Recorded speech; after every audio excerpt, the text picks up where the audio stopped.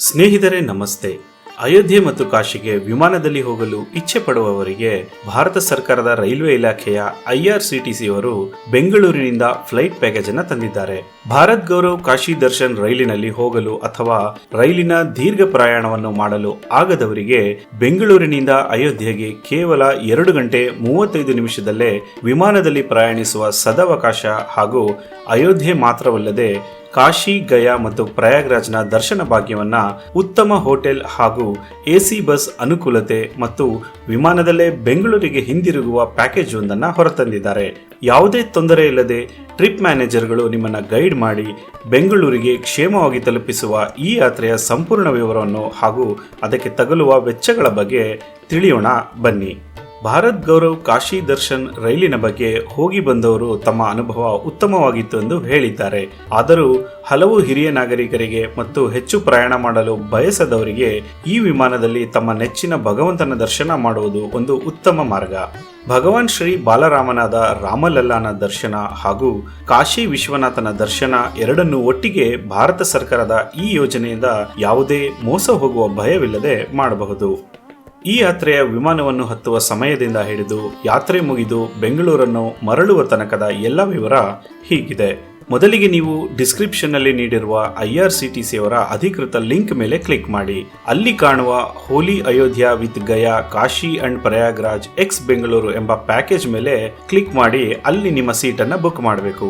ಅಲ್ಲಿ tour starting date ನಲ್ಲಿ ನಿಮಗೆ ಅನುಕೂಲವಾಗುವ ದಿನಾಂಕದಂದು ಬುಕ್ ಮಾಡಬೇಕು. ಈ ಯಾತ್ರೆಯು 4 ರಾತ್ರಿ 5 ದಿನಗಳ ಯಾತ್ರೆ ಆಗಿರುತ್ತೆ. ಇದಕ್ಕೆ ತಗಲುವ ವೆಚ್ಚವನ್ನ ವಿಡಿಯೋ ಕೊನೆಯಲ್ಲಿ ತಿಳಿಸ್ತೇನೆ. ಒಮ್ಮೆ ನೀವು ದಿನಾಂಕವನ್ನು ಸೆಲೆಕ್ಟ್ ಮಾಡಿದ ಮೇಲೆ ವಿಮಾನ ಹೊರಡುವ ಸಮಯವನ್ನು ತೋರಿಸಲಾಗುತ್ತೆ. ನಿಮ್ಮ ಟಿಕೆಟ್ ಕನ್ಫರ್ಮ್ ಆದಮೇಲೆ ಆ ದಿನದಂದು ಬೆಂಗಳೂರಿನ ಕೆಂಪೇಗೌಡ ಅಂತಾರಾಷ್ಟ್ರೀಯ ವಿಮಾನ ನಿಲ್ದಾಣಕ್ಕೆ 2 ಗಂಟೆ ಮುಂಚಿತವಾಗಿ ಹೋಗಿರಬೇಕು. ಚೆಕಿಂಗ್ ಆದ ನಂತರ ನಿಮ್ಮನ್ನ ಭಗವಾನ್ ಶ್ರೀರಾಮನ ದರ್ಶನಕ್ಕೆ ಕೊಂಡೊಯ್ಯಲು ವಿಮಾನವು ತಯಾರಾಗಿ ನಿಂತಿರುತ್ತೆ. ನೀವು ವಿಮಾನ ಏರಿದ ಮೇಲೆ ವಿಮಾನವು ಆಕಾಶ ಮಾರ್ಗದಲ್ಲಿ ನಿಮ್ಮನ್ನು ರಾಮನ ಪವಿತ್ರ ಜನ್ಮಭೂಮಿಯಾದ ಅಯೋಧ್ಯೆಯ ಕಡೆಗೆ ಕೊಂಡೊಯ್ಯುತ್ತದೆ. ಭೂಮಾರ್ಗದಲ್ಲಿ ದಿನಗಟ್ಟಲೆ ಪ್ರಯಾಣವಾದರೆ ವಿಮಾನವು ಕೇವಲ 2 ಗಂಟೆ 35 ನಿಮಿಷದಲ್ಲಿ ನಿಮ್ಮನ್ನ ಅಯೋಧ್ಯೆಗೆ ತಲುಪಿಸಿಬಿಡುತ್ತೆ. ಅಲ್ಲಿ ರಾಮಜಪ ಮಾಡುತ್ತಾ ಕ್ಷೇಮವಾಗಿ ತಲುಪಿದ ಮೇಲೆ ನಿಮಗಾಗಿಯೇ AC ಬಸ್ ಒಂದು ಕಾಯ್ತಾ ಇರುತ್ತೆ. ಅದರಲ್ಲಿ ಪ್ರಯಾಣಿಕರು ಹತ್ತಿದ ಮೇಲೆ ನಿಮ್ಮನ್ನ ಹೋಟೆಲ್ ಅವಧ್ ಕ್ಲಾಸಿಯೋ ಎಂಬ ಹೋಟೆಲ್ಗೆ ಕರೆದೊಯ್ತಾರೆ. ಅಲ್ಲಿ ನಿಮಗೆ AC ರೂಮ್ನಲ್ಲಿ ತಂಗಲು ಚೆಕ್ ಇನ್ ಮಾಡಿಸ್ತಾರೆ.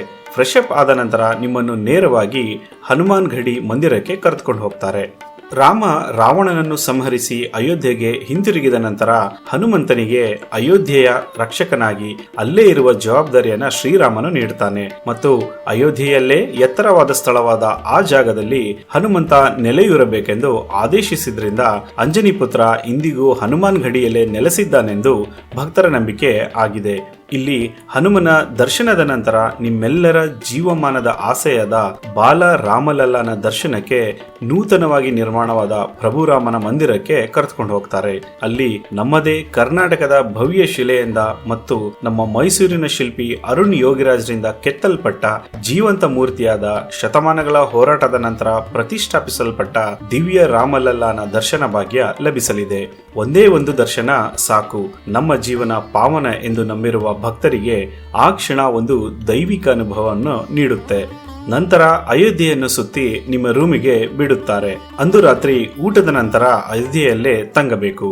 2ನೇ ದಿನ ತಿಂಡಿಯ ನಂತರ ರೂಮ್ ಚೆಕ್ಔಟ್ ಮಾಡಿ ಪ್ರಯಾಗ್ರಾಜ್ಗೆ AC ಬಸ್ನಲ್ಲಿ ಕರೆದುಕೊಂಡು ಹೋಗ್ತಾರೆ. ಅಲ್ಲಿ ಮೊದಲಿಗೆ ತ್ರಿವೇಣಿ ಸಂಗಮಕ್ಕೆ ಭೇಟಿ ನೀಡಬೇಕು. ಇಲ್ಲಿ ಪವಿತ್ರ ಗಂಗಾ, ಯಮುನಾ ಮತ್ತು ಸರಸ್ವತಿ ನದಿಯ ಸಂಗಮ ಆಗುತ್ತೆ. ಇಲ್ಲಿ ಸ್ನಾನದ ನಂತರ ಪಾತಾಳಪುರಿ ದೇವಸ್ಥಾನಕ್ಕೆ ಹೋಗಬೇಕು. ಪ್ರಯಾಗ್ರಾಜ್ ಕೋಟೆಯ ಆಳದಲ್ಲಿರುವ ಪಾತಾಳಪುರಿ ದೇವಾಲಯದಲ್ಲಿ ಪ್ರಾಚೀನ ಆಲದ ಮರವೊಂದಿದೆ. ಪ್ರಳಯ ಕಾಲದಲ್ಲಿ ಮುಳುಗಡೆ ಆಗದ ಏಕೈಕ ಸ್ಥಳ ಪಾತಾಳಪುರಿ ಮಾತ್ರ ಎಂಬ ನಂಬಿಕೆ ಭಕ್ತರಲ್ಲಿದೆ. ಶ್ರೀರಾಮನು ತನ್ನ ವನವಾಸದ ಸಮಯದಲ್ಲಿ ಈ ಪಾತಾಳ ದೇವಾಲಯಕ್ಕೆ ಭೇಟಿ ನೀಡಿ ಇಲ್ಲಿ ಪೂಜೆ ಸಲ್ಲಿಸಿದ್ದನೆಂದು ಹೇಳಲಾಗುತ್ತೆ. ಇಲ್ಲಿಯ ದರ್ಶನದ ನಂತರ ಯಾತ್ರಿಕರನ್ನು ವಾರಾಣಸಿಗೆ ಕರೆದುಕೊಂಡು ಹೋಗಲಾಗುತ್ತೆ. ಅಲ್ಲಿ ಹೋಟೆಲ್ ರಿಜೆನ್ಸಿಯಲ್ಲಿ ತಂಗುವ ವ್ಯವಸ್ಥೆಯನ್ನ ಮಾಡಿರ್ತಾರೆ. ಊಟದ ನಂತರ ಆ ರಾತ್ರಿ ರೂಮಿನಲ್ಲೇ ತಂಗಬೇಕು. ಮರುದಿನ ಮುಂಜಾನೆಯೇ ಹಿಂದೂಗಳ ಪರಮ ಪವಿತ್ರವಾದ ಕಾಶಿ ವಿಶ್ವನಾಥನ ದರ್ಶನ ಮಾಡಿಸ್ತಾರೆ. ಸಾಕ್ಷಾತ್ ಶಿವನಿಗೆ ಅತ್ಯಂತ ಪ್ರೀತಿಯ ಸ್ಥಳವಾದ ಕಾಶಿಯಲ್ಲಿ ಶಿವ ಪಾರ್ವತಿಯೊಂದಿಗೆ ಶಾಶ್ವತವಾಗಿ ನೆಲೆಸಿದ್ದಾನೆ ಎಂದು ಪುರಾಣಗಳಲ್ಲಿ ಉಲ್ಲೇಖವಾಗಿದೆ. ಇನ್ನೊಂದು ಕಥೆಯ ಪ್ರಕಾರ ಒಮ್ಮೆ ಬ್ರಹ್ಮ ಮತ್ತು ವಿಷ್ಣುವಿನ ಮಧ್ಯೆ ನಮ್ಮಿಬ್ಬರಲ್ಲಿ ಯಾರು ಶ್ರೇಷ್ಠ ಎಂಬ ವಿಷಯ ಪ್ರಸ್ತಾಪವಾಗಿ ಅದು ವಾದದಿಂದ ಯುದ್ಧಕ್ಕೆ ತಿರುಗಿಬಿಡುತ್ತೆ. ಇವರಿಬ್ಬರ ಜಗಳವು ಪ್ರಪಂಚದ ವಿನಾಶಕ್ಕೆ ಕಾರಣವಾಗುವ ಸ್ಥಿತಿಗೆ ಬಂದು ತಲುಪಿಬಿಟ್ಟಿರುತ್ತೆ. ಆಗ ಶಿವನು ಇವರ ಮಧ್ಯೆ ಆದಿ ಹಾಗೂ ಅಂತ್ಯವಿಲ್ಲದ ಬೃಹತ್ ಅಗ್ನಿಸ್ತಂಭದ ರೂಪದಲ್ಲಿ ಪ್ರತ್ಯಕ್ಷನಾಗ್ತಾನೆ. ಪ್ರಕಾಶಮಾನವಾದ ಕೊನೆಯೇ ಇಲ್ಲದ ಆ ವಿಶ್ವರೂಪಿ ಅಗ್ನಿಸ್ತಂಭವು ಬ್ರಹ್ಮ ಮತ್ತು ವಿಷ್ಣುವನ್ನೇ ಚಕಿತಗೊಳಿಸಿಬಿಡುತ್ತೆ. ಆಗ ಶಿವನು ಈ ಸ್ತಂಭದ ಆದಿ ಹಾಗೂ ಅಂತ್ಯವನ್ನು ಯಾರು ಕಂಡುಕೊಳ್ತಾರೋ ಅವರೇ ಶ್ರೇಷ್ಠರೆಂದು ಹೇಳ್ತಾನೆ. ಆಗ ವಿಷ್ಣುವು ವರಾಹ ರೂಪವನ್ನು ತಾಳಿ ಭೂಮಿಯನ್ನು ಅಗೆದು ಭೇದಿಸಿ ಪಾತಾಳಕ್ಕೆ ಹೋಗಿ ಅಗ್ನಿಸ್ತಂಭದ ಆದಿಯನ್ನು ಹುಡುಕಲು ಪ್ರಾರಂಭಿಸ್ತಾನೆ. ಬ್ರಹ್ಮನು ಹಂಸರೂಪವನ್ನು ಪಡೆದು ಆಕಾಶಕ್ಕೆ ಹಾರಿ ಆ ಸ್ತಂಭದ ಆದಿಯನ್ನು ಹುಡುಕಲು ಹೋಗುತ್ತಾನೆ. ಸಾವಿರಾರು ವರ್ಷದ ನಂತರ ವಿಷ್ಣುವಿಗೆ ಆದಿ ಅಂತ್ಯ ಎರಡೂ ಸಿಗದೆ ಸೋಲೊಪ್ಪಿಕೊಂಡು ಮರಳಿ ಬಂದ್ಬಿಡ್ತಾನೆ. ಆದರೆ ಬ್ರಹ್ಮನು ತಾನು ಅಗ್ನಿಸ್ತಂಭದ ತುದಿಯನ್ನು ನೋಡಿದೆ ಎಂದು ಸುಳ್ಳು ಹೇಳ್ಬಿಡ್ತಾನೆ. ಇದರಿಂದ ಕೋಪಗೊಂಡ ಶಿವನು ಬ್ರಹ್ಮನನ್ನು ಶಪಿಸಿ ವಿಷ್ಣುವನ್ನ ಆಶೀರ್ವದಿಸ್ತಾನೆ.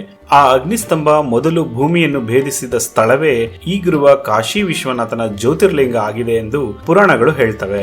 ವಿಶ್ವನಾಥನ ದರ್ಶನದ ನಂತರ ವಿಶಾಲಾಕ್ಷಿ ದೇವಿ ಹಾಗೂ ಅನ್ನಪೂರ್ಣೆಯ ಮಂದಿರಕ್ಕೆ ಹೋಗಿ ದರ್ಶನ ಮಾಡಿಸ್ತಾರೆ. ಅಲ್ಲಿಂದ ಸಂಜೆಯ ಹೊತ್ತಿಗೆ ಗಂಗಾ ತೀರದಲ್ಲಿ ನಡೆಯುವ ಗಂಗಾ ಆರತಿಯನ್ನು ನೋಡಿ ಪುನೀತರಾಗಬಹುದು. ನಂತರ ಆ ರಾತ್ರಿ ಕಾಶಿಯ ಹೋಟೆಲ್ನಲ್ಲೇ ಉಳಿದುಕೊಳ್ಬೇಕು. ಮರುದಿನ ಅಂದರೆ 4ನೇ ದಿನ ಬೆಳಗಿನ ತಿಂಡಿಯ ನಂತರ ಹೋಟೆಲ್ನಿಂದ ಚೆಕ್ಔಟ್ ಆಗಿ ಬೋಧಗಯ ಕಡೆಗೆ ಹೊರಡ್ತಾರೆ. ಬೋಧಗಯ ತಲುಪಿದ ತಕ್ಷಣ ಮಹಾಬೋಧಿ ಮಂದಿರಕ್ಕೆ ಭೇಟಿ ನೀಡಿ ಅಲ್ಲಿ ಗೌತಮ ಬುದ್ಧನಿಗೆ ಜ್ಞಾನೋದಯವಾದ ಬೋಧಿ ವೃಕ್ಷ ಹಾಗೂ ಸಾಮ್ರಾಟ ಅಶೋಕ ಕಟ್ಟಿಸಿದ ಬುದ್ಧ ಮಂದಿರ ನೋಡಿಕೊಂಡು ಹೋಟೆಲ್ ಆನಂದ್ ಇಂಟರ್ನ್ಯಾಷನಲ್ ನಲ್ಲಿ ರೂಮ್ ಪಡೆದು ಅಂದು ಊಟದ ನಂತರ ರಾತ್ರಿ ಅಲ್ಲೇ ತಂಗಬೇಕು. ಮರುದಿನ ಮುಂಜಾನೆಯೇ ವಿಷ್ಣುಪಾದ ಮಂದಿರಕ್ಕೆ ಕರೆದುಕೊಂಡು ಹೋಗ್ತಾರೆ. ಕೃತಯುಗದಲ್ಲಿ ಗಯಾಸುರನೆಂಬ ರಾಕ್ಷಸನು ಬ್ರಹ್ಮನನ್ನು ಕುರಿತು ಕಠಿಣ ತಪಸ್ಸು ಮಾಡಿ ಬ್ರಹ್ಮನು ನೀಡಿದ ವರದಿಂದ ಅವನ ದೇಹ ಎಲ್ಲಾ ಪವಿತ್ರ ಕ್ಷೇತ್ರಗಳಿಗಿಂತಲೂ ಅಷ್ಟೇ ಅಲ್ಲದೆ ಎಲ್ಲಾ ದೇವತೆಗಳಿಗಿಂತಲೂ ಪವಿತ್ರವಾಗಿ ಹೋಗಿರುತ್ತೆ. ಆತನನ್ನು ನೋಡಿದ ತಕ್ಷಣವೇ ಪಾಪಿಗಳಿಗೂ ಕೂಡ ಸ್ವರ್ಗ ಪ್ರಾಪ್ತಿ ಆಗತೊಡಗಿರುತ್ತೆ. ಇದರಿಂದ ಸೃಷ್ಟಿಯಲ್ಲಿ ಅಸಮತೋಲನ ಉಂಟಾಗಿ ಕೊನೆಗೆ ಸ್ವತಃ ವಿಷ್ಣುವೇ ಗಯಾಸುರನ ಎದೆಯ ಮೇಲೆ ತನ್ನ ಪಾದವನ್ನಿರಿಸಿ ಅವನನ್ನು ಪಾತಾಳಕ್ಕೆ ತುಳಿದು ಅಲ್ಲೇ ಶಾಶ್ವತವಾಗಿ ಮಲಗುವಂತೆ ಮಾಡಿಬಿಡ್ತಾನೆ. ವಿಷ್ಣುವಿನ ಆ ಪಾದದ ಗುರುತೇ ಆ ಮಂದಿರದಲ್ಲಿರುವುದು ಎಂಬ ನಂಬಿಕೆ ಭಕ್ತರಲ್ಲಿದೆ. ಈ ಮಂದಿರದ ಭೇಟಿಯ ನಂತರ ಮತ್ತೆ ಹೋಟೆಲ್ಗೆ ತೆರಳಿ ತಿಂಡಿಯ ನಂತರ ಚೆಕ್ಔಟ್ ಮಾಡಬೇಕು. ಅಲ್ಲಿಂದ ಯಾತ್ರಿಕರನ್ನು ಪಾಟ್ನಾದ ವಿಮಾನ ನಿಲ್ದಾಣಕ್ಕೆ ಕರೆದೊಯ್ದು ಬಿಡಲಾಗುತ್ತೆ. ಅಲ್ಲಿ ನಿಮ್ಮ ಆಧ್ಯಾತ್ಮ ಯಾತ್ರೆಯನ್ನು ನೆನೆದು ಮತ್ತೆ ವಿಮಾನವನ್ನು ಏರಿದ ನಂತರ ವಿಮಾನವು ಬೆಂಗಳೂರಿನ ಕಡೆ ಹೊರಡುತ್ತೆ. ಈ ಪ್ರಕಾರವಾಗಿ ನಿಮ್ಮ ಜೀವನದ ಒಂದು ಅದ್ಭುತ ಯಾತ್ರೆಯು ಸಂಪೂರ್ಣಗೊಳ್ಳುತ್ತೆ. ಸದ್ಯಕ್ಕೆ ಇದೇ ಫೆಬ್ರವರಿ 25ಕ್ಕೆ ಮತ್ತು ಮಾರ್ಚ್ 1ನೇ ತಾರೀಕು ಈ ಯಾತ್ರೆ ಇದ್ದು ಈಗಲೇ ಬುಕ್ ಮಾಡೋದು ಒಳ್ಳೆಯದು. ಸಾಧ್ಯವಾಗದೇ ಇದ್ದಲ್ಲಿ ಯಾತ್ರೆಯನ್ನು IRCTC ಅವರು ಸಂದರ್ಭಕ್ಕೆ ಅನುಗುಣವಾಗಿ ಆಯೋಜಿಸುವ ಕಾರಣ ನೀವು ವೆಬ್ಸೈಟ್ ಚೆಕ್ ಮಾಡ್ತಾ ಇರಬೇಕು ಮತ್ತು ಯಾತ್ರೆಯು ಘೋಷಣೆ ಆದ ತಕ್ಷಣ ಅವರ ಅಧಿಕೃತ ವೆಬ್ಸೈಟ್ನಲ್ಲಿ ಮಾತ್ರವೇ ಬುಕ್ ಮಾಡಬೇಕು. ಈ ಯಾತ್ರೆಗೆ ಕೇವಲ ಒಬ್ಬರು ಹೋದರೆ ಒಬ್ಬರಿಗೆ 42,600 ರೂಪಾಯಿ ಆಗಲಿದೆ. ಇಬ್ಬರು ಹೋದರೆ ಒಬ್ಬರಿಗೆ 33,950 ರೂಪಾಯಿ ಹಾಗೂ ಮೂವರು ಬಂದರೆ ಒಬ್ಬರಿಗೆ 31,900 ರೂಪಾಯಿ ಆಗಲಿದೆ. ಇದರ ವಿಸ್ತೃತ ವಿವರಣೆ ಅವರ ವೆಬ್ಸೈಟ್ನಲ್ಲೇ ಇದ್ದು ಲಿಂಕ್ ಅನ್ನ ಕಾಮೆಂಟ್ ಮತ್ತು ಡಿಸ್ಕ್ರಿಪ್ಷನ್ ಬಾಕ್ಸ್ ನಲ್ಲಿ ನೀಡಿದ್ದೇನೆ. ಇಚ್ಛೆಯುಳ್ಳವರು ನೋಡಬಹುದು. ಭಾರತ ಸರ್ಕಾರದ IRCTC ನಂಬಿಕೆಗೆ ಅರ್ಹವಾಗಿದ್ದು ನಿರ್ಭೀತಿಯಿಂದ ವಯಸ್ಸಾದವರು ಕೂಡ ಹೋಗಿ ಬರಬಹುದಾದ್ರಿಂದ ದಿವ್ಯ ದರ್ಶನ ಮಾಡುವವರು ಹೋಗಿ ಬರಬಹುದು. ಈ ಮಾತನ್ನು ಹೇಳುತ್ತಾ ಈ ವಿಡಿಯೋನ ಇಲ್ಲೇ ಮುಗಿಸ್ತೇನೆ. ಮತ್ತೆ ಇನ್ನೊಂದು ಯಾತ್ರೆಯ ವಿಷಯವಾಗಿ ಮತ್ತೆ ಬರ್ತೇನೆ. ಅಲ್ಲಿವರೆಗೆ ನಮಸ್ಕಾರ.